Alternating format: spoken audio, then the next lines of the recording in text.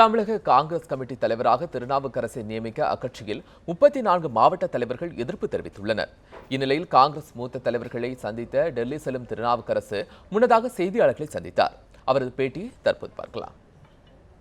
39 மாவட்ட தலைவர்கள் கடிதம் எழுதியிருப்பதாக வந்திருக்கிற செய்திகளை பொறுத்தவரை இந்த செய்தி அதில் கையெழுத்து யாருடைய கையெழுத்து 39 மொத்தம் 61 மாவட்ட தலைவர்கள் தமிழ்நாடு முழுதும்.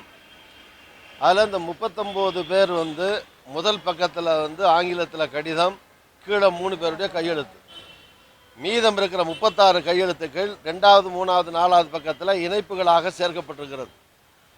அந்த கையெழுத்துக்கள் எங்களுடைய கையெழுத்து. ஆனால் முன்னாலே திருநாவுக்கரசு வரக்கூடாது என்று அன்னை சோனியா காந்தி அம்மையாருக்கு கடிதம் எழுதுவதற்காகவோ அதுக்கு நாங்கள் கையெழுத்து போடவில்லை. இது இதுக்கு முன்னால் சில கட்டங்களில் வருகை பதிவேட்டில் நாங்கள் கையெழுத்து போட்டிருக்கோம்.